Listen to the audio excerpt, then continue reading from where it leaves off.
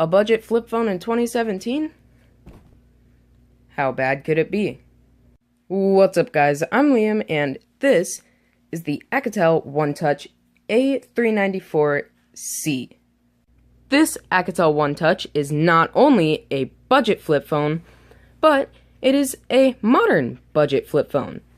And it's very cheap, costing around $20 or less. And that's what I've seen. Anyways, this phone sports a 2-megapixel camera, which is shown right here, a 2.4-inch QVGA LCD, which is right here as the main LCD, which is 240 by 320 pixels. And then on the outside, you have this outer LCD, which is a 1.44-inch LCD. Now, taking a look at the back, you can see the speaker, obviously, right here. You can also see this nice little band right here, and I almost thought that it was supposed to say something right there, but I guess that's just part of the design. This phone, by the way, it does not feel cheap. It feels pretty well in the hands, and it is a pretty large phone. So, anyways, it has a 850 milliamp battery right here. It's pretty small compared to my hand. My hands are big. And it also has 256 megabytes of internal memory, which is really small, but just keep in mind that this is a flip phone, for God's sake. I mean, come on. And the good thing is that it is expandable.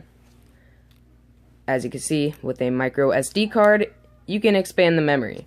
I honestly don't know how high of an SD card you can put in there, but I'm pretty sure you can put a pretty high SD card in there. I mean, you wouldn't even need a very, very high SD card anyways, because this is a flip phone. So, anyways, let's put the back on and start it up.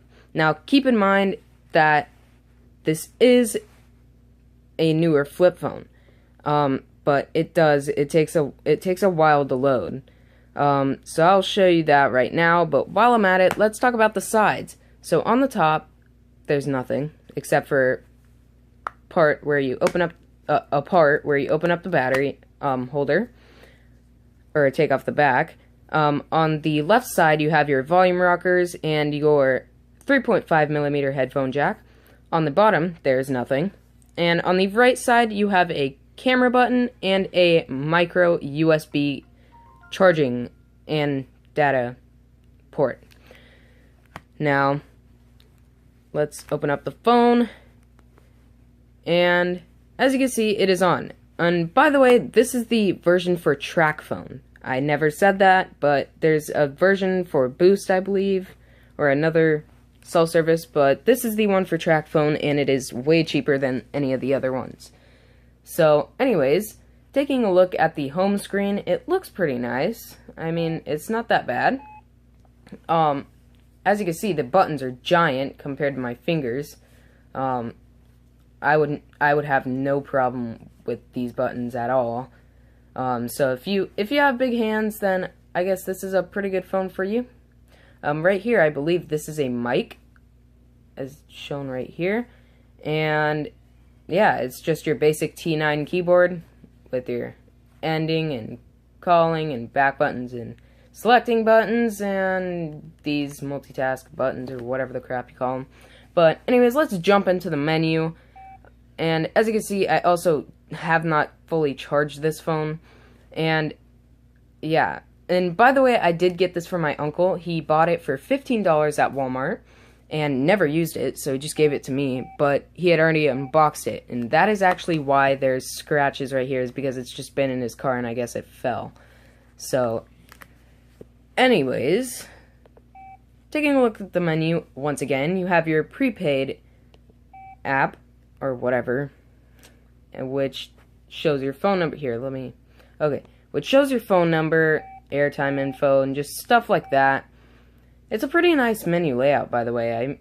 I like it. It's simple. Next to it, you have your contacts. Next to that, you have your recent calls. Under that is media, which contains the music player, the camcorder, my album, which I honestly don't know what that's for, and voice memo. Next to that, we have the web browser, but since I don't have service on this phone, I cannot show you. And next to that, you got messages. Under that, you have my folder, which shows your ringtone, or which has like a ringtone thing, I don't know, where you can buy ringtones and buy graphics. I think the graphics are like the themes, but I don't think this one comes with any themes, so that kind of sucks, but oh well. You have your phone, which it just shows what's in your phone. Under that, you got what's inside of your memory card, but since I don't have one inserted, it won't show anything. Next, or under that, you have format memory card, and under that, you have memory info. Next to that, you have tools, and I kind of like that. I kind of like how it's out of the settings, because if you've seen in other phones, like this one, the Samsung Concorde 2, if you go into the menu, it's settings and tools, which I kind of like the tools to be outside of the settings. It's just a more simple way to do things, but you know, whatever. Anyways, inside of your tools, you have, if my camera will, okay, there. You have alarm, calendar, Bluetooth, connect to PC, which uses the micro USB port. You also have a calculator and a stopwatch. Now, if my camera would focus, I want to say that this screen, it looks pretty good. I mean, I can barely even see the pixels on the screen, on my phone screen of the phone that I'm recording this off of. So, anyways, going back, next to that you have your settings, which contains the display settings, volume settings, ringtones, accessibility, phone info, lock phone, location, reset and delete, and more settings. In your display settings, you have your main screen, and you can change your wallpaper. On the outer screen, you can change the contrast. You cannot change the wallpaper on the outer screen, which kind of sucks, but keep in mind this is like a phone that's less than $20, and it doesn't even feel like it should be $20. It feels like it should be more. Under that, you have your picture ID, which is for your contact. And under that, you have backlight control. Under that is brightness. And under that is power saving mode, which is a kind of cool thing to have on a flip phone. Now, since it is a bit bright, I'm going to turn this down to lowest, so that I don't have to do things. Oops, I went back. Anyways, in your volume, you can turn off the key beeps.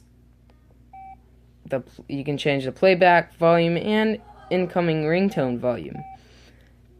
I'm not going to go through all of the settings because, you know, whatever.